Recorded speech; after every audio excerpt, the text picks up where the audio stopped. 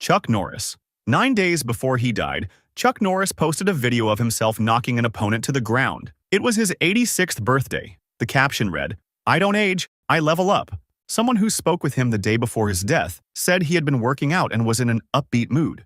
Chuck Norris was born Carlos Ray Norris in Ryan, Oklahoma, and nothing about his early life suggested he would become one of the most recognizable fighters in the world. But that changed when the U.S. Air Force sent him to Osan Air Base in South Korea in the late 1950s, where he discovered Tang Soo Do, a Korean karate martial art focusing on empty-hand combat, powerful kicking techniques, and self-defense. He was in his 20s, starting from scratch, and he took to it in a way that surprised everyone around him. He trained hard and long enough to win 6 consecutive World Karate Championships, then built his own hybrid system called Chun Kuk Do, drawing from everything he had absorbed along the way. The martial arts world already knew who he was, but the rest of the world found out in 1972, when he appeared opposite Bruce Lee in The Way of the Dragon movie. What followed was decades of action films, a long run on Walker, Texas Ranger, and eventually a second life as the internet's favorite indestructible man, where jokes about his toughness spread further than any film ever could.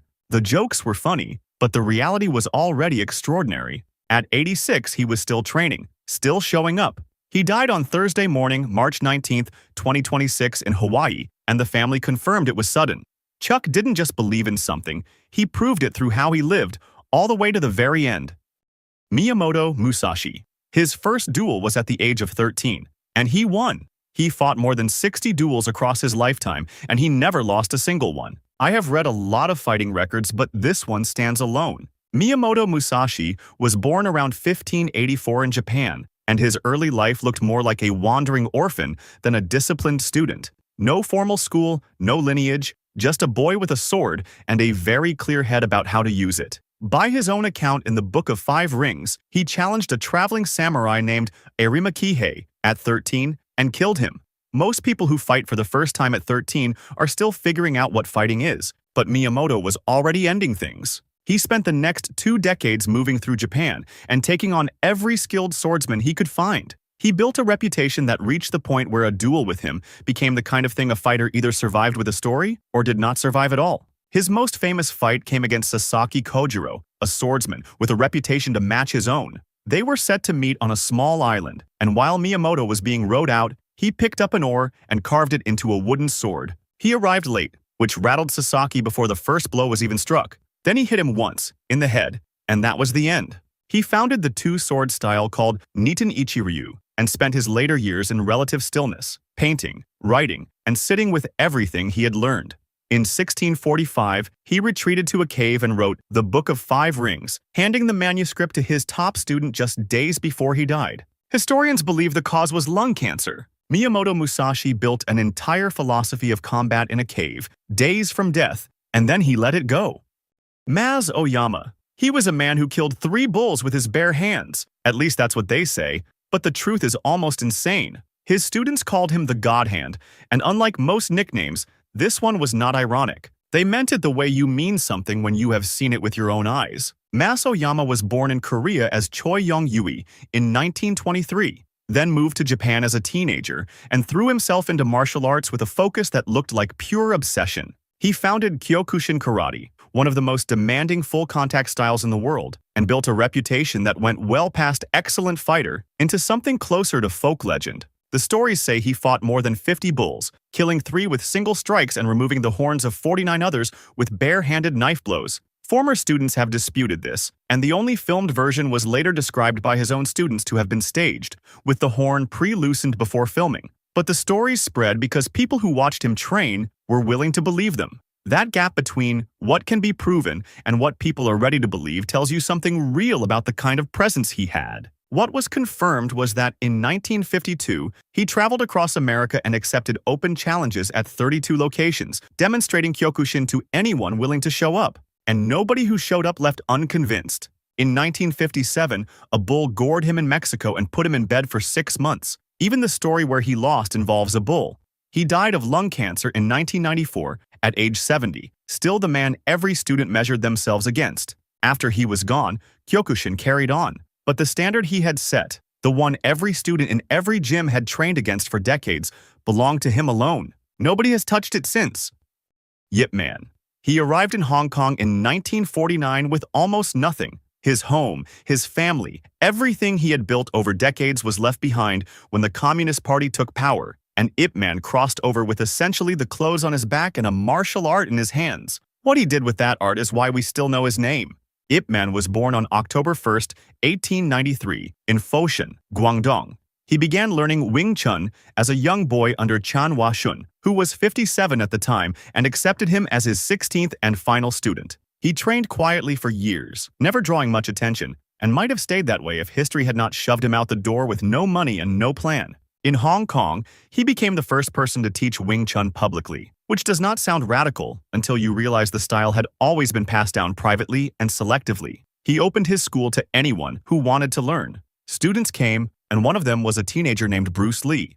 What Ip Man saw in Lee was clear to him early. He gave the boy the nickname Upstart, and at some point told him something that Lee carried for the rest of his life. "You are learning Kung Fu. You are not learning how to fight."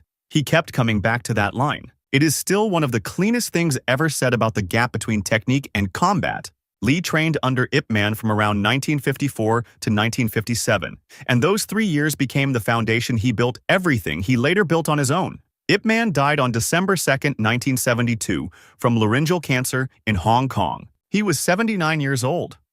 Helio Gracie. They told him he was too frail to train. The fainting spells were too unpredictable because his body was too small, and the techniques his brothers taught weren't built for someone his size. So he sat on the side and watched. For years, that was all he was permitted to do. But while he watched, he thought. And what he spent all those years thinking about eventually became Brazilian Jiu-Jitsu. Helio Gracie was born in Brazil in 1913, the youngest of the Gracie brothers, and spent his early life at the edge of the mat rather than on it. He weighed around 135 pounds and genuinely could not make most standard grappling techniques work on his own frame, so rather than quit, he started taking them apart and rebuilding them from the ground up, swapping out strength for leverage and explosiveness for timing. The system he arrived at was built specifically for the smallest person in every room.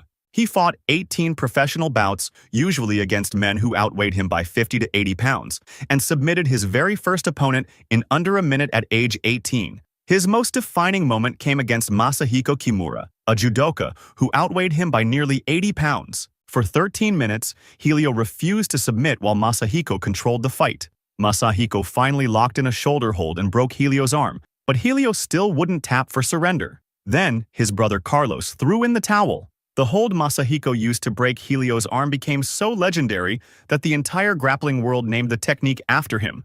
Today, it's simply called the Kimura.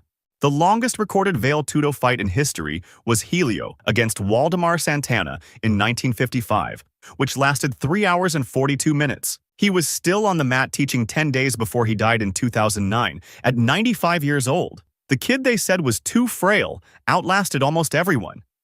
Bruce Lee. Bruce Lee died in that same city 7 months after his teacher. The art they both gave their lives to lost them both in the same year. He was 32 years old and was 2 months away from the release of the film that would have made him the biggest action star on the planet.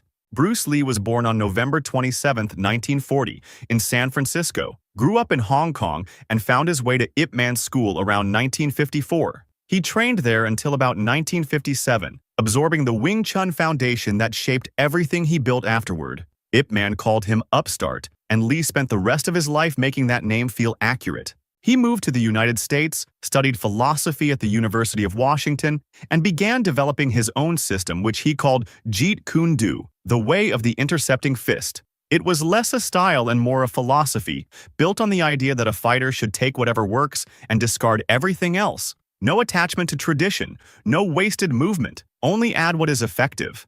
If you have ever heard someone say, "Absorb what is useful," that came from him. He became the first Asian actor to carry a Hollywood film, and what he put on screen changed what audiences believed a human body could do.